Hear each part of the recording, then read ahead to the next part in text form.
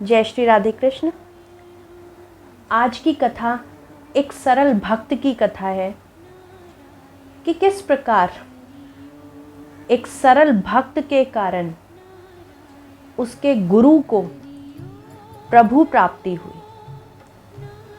आमतौर पर हम सुनते हैं कि गुरु ही अपने शिष्य को भगवत मार्ग दिखाते हैं व गुरु के कारण ही एक शिष्य को प्रभु की प्राप्ति होती है।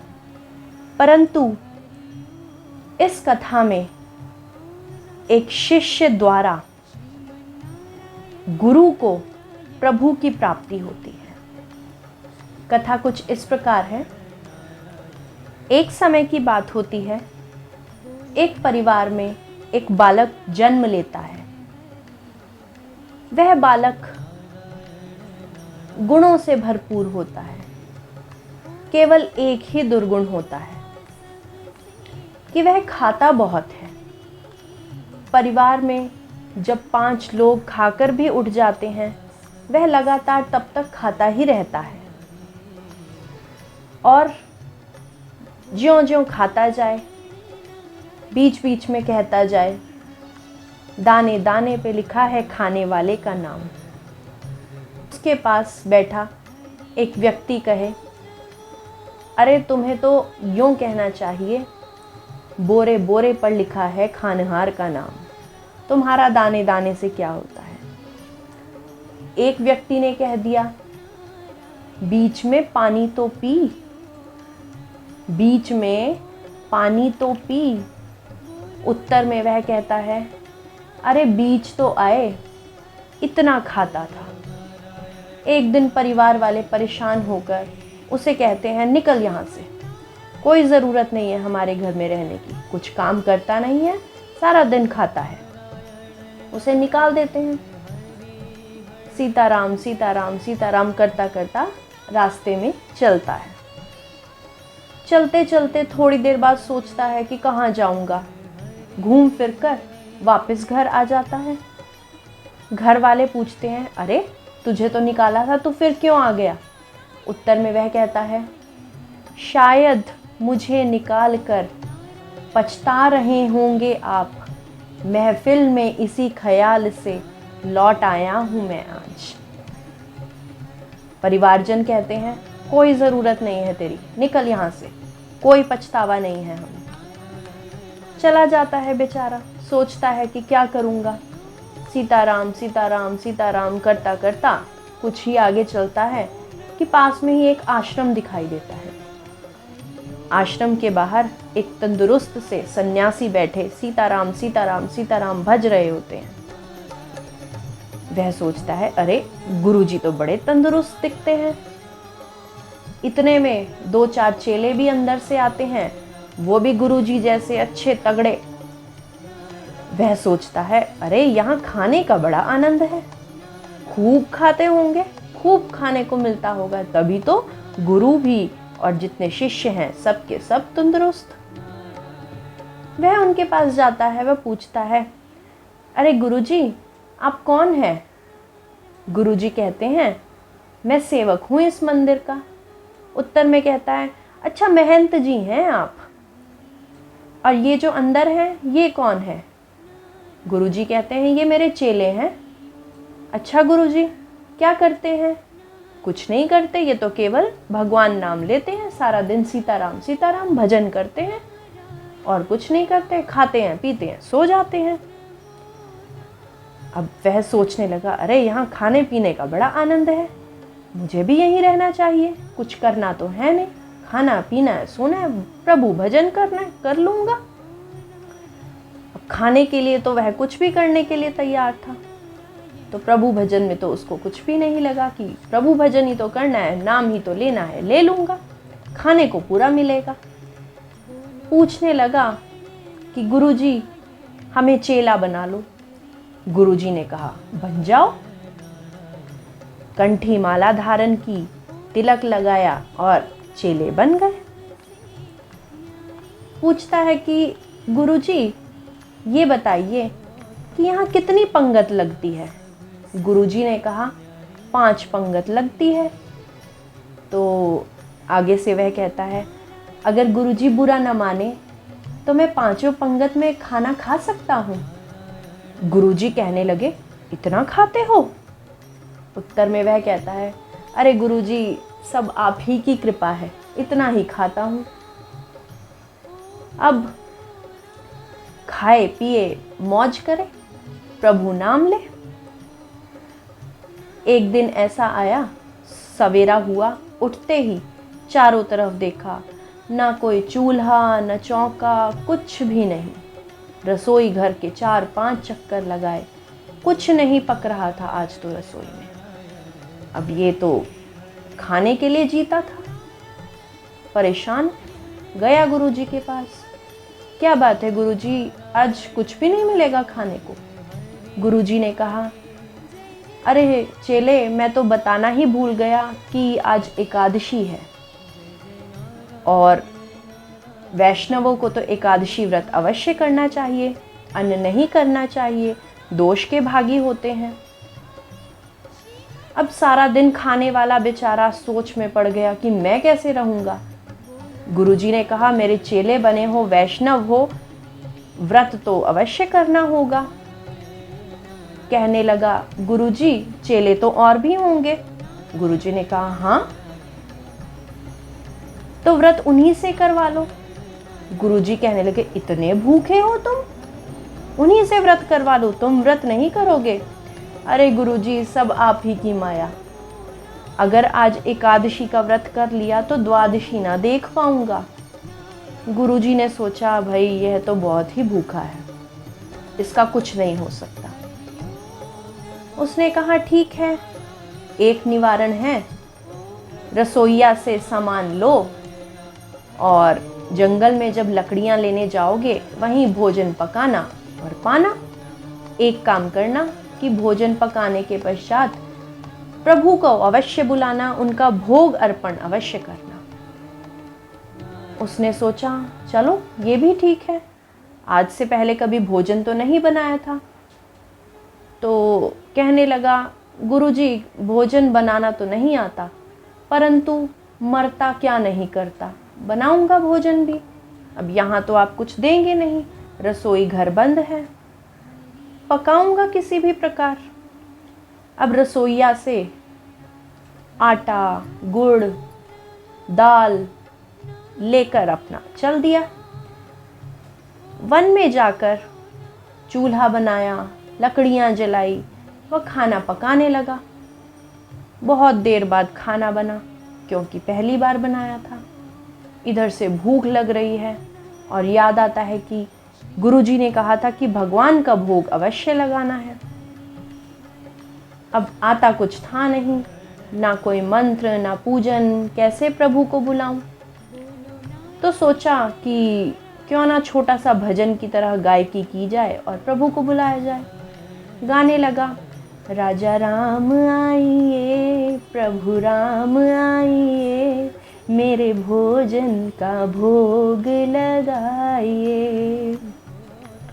इस प्रकार 3-4 बार गाता रहा, परंतु प्रभु नहीं आए। फिर सोचने लगा, कुछ और करना पड़ेगा। कहने लगा, आचमनी अर्घान आरती, यहाँ यही मेहमानी, आचमनी अर्घान आरती, यहाँ यही मेहमानी। रूखी सूखी खाओ रोटी, रूखी सूखी खाओ रोटी, पियो नदी का पानी, राजा राम आइए, प्रभु राम आइए, मेरे भोजन का भोग लगाइए। इतना कहने पर भी प्रभु ना आए। सोचने लगा, कुछ और गाना पड़ेगा। अब गाता है, भूल करोगे यदि तज दोगे, भोजन रूखे सूखे, भूल करोगे यदि तज दोगे, भोजन रूखे सूखे।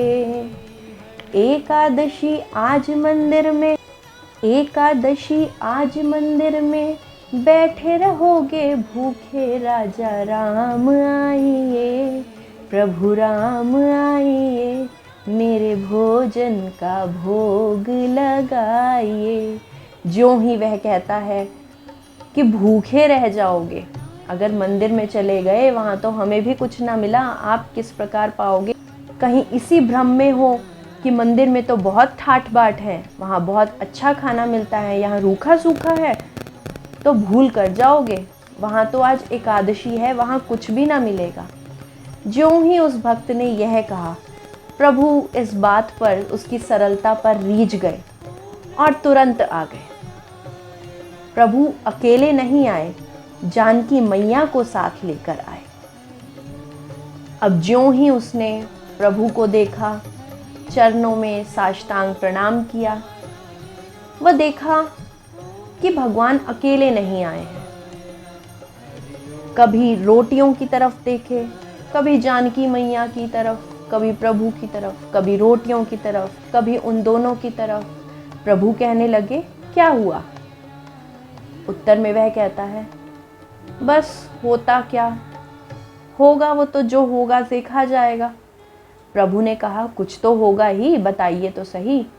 कहने लगा, प्रभु मैंने तो एक भगवान बुलाए थे, आप तो दो दो आए हैं, परंतु आप दोनों मुझे बहुत ही प्रिय लगते हैं, आप तो पाओ, जो होगा सो देखा जाएगा। पूरी नहीं थोड़ी एकादशी तो यहाँ हो ही जाएगी आज। प्रभु ने भोजन पाया, माता जानकी ने भोजन पाया, वह प्रस्थान किया। कई दिन बीत गए, आज फिर एकादशी आई। महंत जी के पास जाकर कहता है, कुछ राशन दे दीजिए ताकि आज भी जंगल में जाकर भोजन पका लूं व खा लूं। महंत जी ने कहा, हाँ जब तुम कहते हो कि द्वादशी ना देख पाओगे, अगर व्रत कर लिया तो क्या किया जा सकता है, ले जाओ रसोइये से खाना व चले जाओ। अब चेला जी कहने लगे, महंत जी रसोइया से कहिए कि थोड़ा सा ज़्यादा दीजिए। अब महंत जी सोचने लगे कि बेचारा भूखा रह गया होगा, 5 पंगत में खाता था, कम रहा होगा खाना। उन्होंने रसोइया से कह दिया कि थोड़ा सा ज़्यादा आटा दाल दे दीजिएगा। अब थोड़ा ज़्यादा आटा दाल लेकर जंगल में जाकर उसी प्रकार भोजन पकाता है। प्रभु को वैसे ही पहले की तरह बुलाता है। प्रभु जैसे इंतज़ार ही कर रहे थे उसके बुलाने का, आज प्रभु जानकी मैया के साथ लक्ष्मण जी को भी साथ लेकर आए।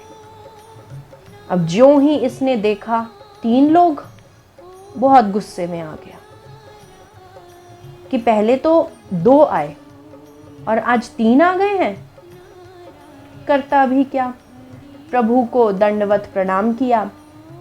वह कहने लगा, प्रभु ये कौन है? प्रभु ने बताया, भाई हैं हमारे। अच्छा, लगते तो नहीं है। उसे लगा कोई दूर के होंगे। प्रभु ने कहा, नहीं ये तो मेरे सगे भाई हैं। चलो कोई बात नहीं प्रभु, अब साथ ले ही आए हो, स्वयं भी भोजन पाओ और इन्हें भी पवाओ। इधर जानकी मैया और रामचंद्र जी तो उसकी सरलता पर रीझ गए थे, मंद मंद मुस्कुरा रहे थे। लक्ष्मण जी थोड़े क्रोधित कि ऐसी कैसी मेहमानी में मुझे लेकर आ गए हैं, परंतु तीनों ने भोजन पाया। अब ज्यों ही प्रभु जाने लगे, वह पूछने लगा, प्रभु अगली एकादशी पर जल्दी आ जाना, भूखा रहना पड़ता है, और ये भी बता दो कि कितने आओगे। मैं तो एक ही भगवान को बुलाता हूँ, पूरे परिवार का थोड़ी ना ठेका लिया है, एक ही आना, और अगर ज़्यादा आओगे तो ये बता कर जाओ कि कितने आओगे। प्रभु ने भी बात घुमा दी, कहा कोई बात नहीं, आ जाएंगे, टाइम से आ जाएंगे। यह कहकर वे चले गए। अब दिन बीतते गए, अगली एकादशी है। आज फिर महंत जी से कहा कि महंत जी खाना ज़्यादा दीजिएगा, कम रह जाता है, भोजन पकाता हूँ, वहाँ बहुत सारे भगवान आते हैं, पता नहीं कितने भगवान मेरे पीछे लगवा दिए हैं आपने। महंत जी ने सोचा कि इतना तो नहीं खा सकता। महंत जी ने आज रसोइया से कहा, इसको 20 किलो आटा, 20 किलो दाल, 20 किलो आम रस देकर भेज दो। महंत जी ने सोचा ज़रूर बेचता होगा, क्यों ना आज इसका पीछा किया जाए। वह जंगल में जाता है, भोजन लेकर पेड़ के नीचे बैठ जाता है, परंतु आज पकाता नहीं है। सब सामग्री पड़ी है, बैठा है और भजन कर रहा है। राजा राम आइए, प्रभु राम आइए, मेरे भोजन का भोग लगाइए। ज्यों ही गाता है, प्रभु पूरे राम दरबार के साथ उपस्थित हो जाते हैं। अब क्या, यह तो देखे और सर पीटे। ये क्या, मैंने तो एक भगवान बुलाए थे, पूरे परिवार का थोड़े ना ठेका लिया है, ये तो गली मोहल्ले वालों को भी उठा लाए। सरल भक्त बेचारा नहीं जानता था। अब राम दरबार पूरा उपस्थित है। अब कभी भोजन सामग्री की तरफ देखे, कभी प्रभु की तरफ देखे। वह कहने लगा, प्रभु आज हमने भोजन नहीं पकाया, सामग्री है स्वयं पकाओ। प्रभु कहते हैं, क्यों, क्या हुआ? उत्तर में कहता है, जब मुझे मिलेगा तो नहीं तो मैं क्यों पकाऊं। प्रभु मुस्कुराने लगे, उसका सरल स्वभाव देखकर कि भक्त नाराज है। जानकी देवी की तरफ देखकर कहने लगे, देवी आज तो आप ही को भोजन पकाना पड़ेगा।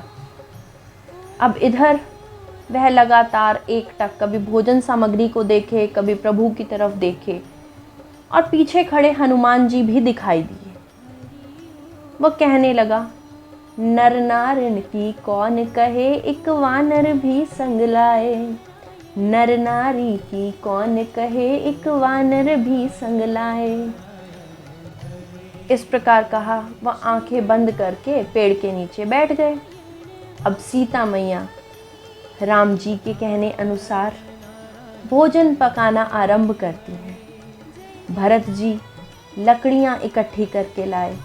हनुमान जी ने अपनी पूंछ से चूल्हा चौका साफ किया।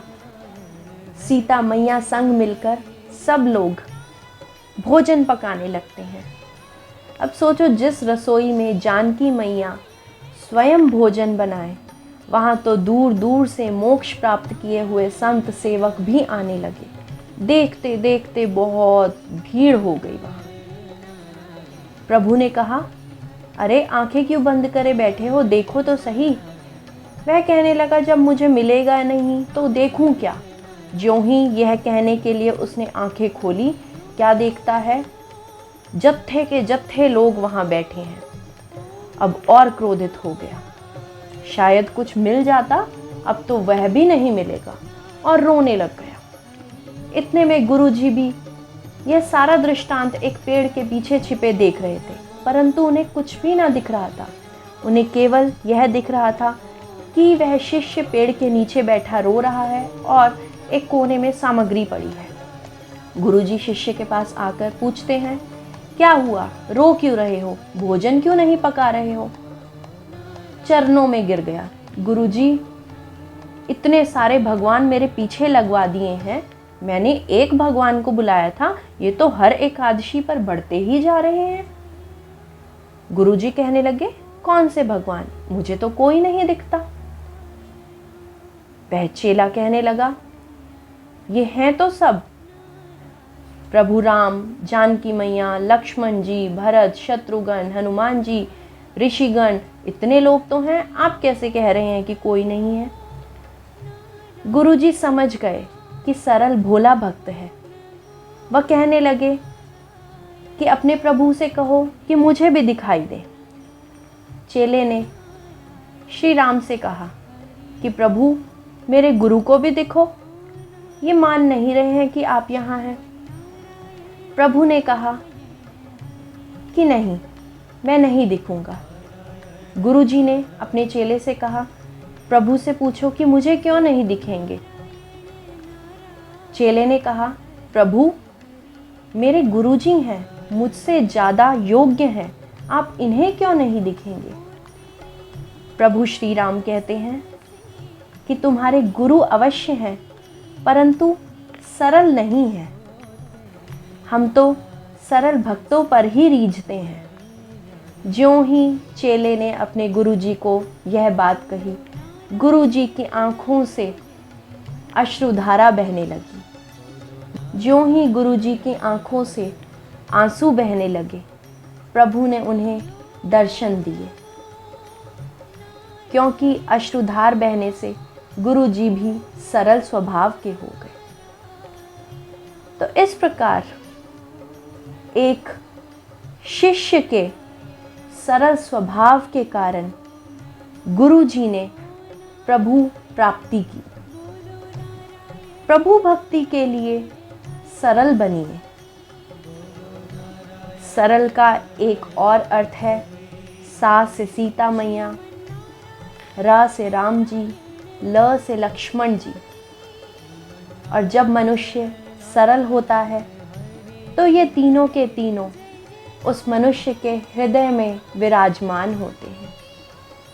प्रभु भक्ति कीजिए, सरलता के साथ कीजिए, किसी भी प्रकार के ढोंग के साथ नहीं कीजिए। जय श्री राधे कृष्ण।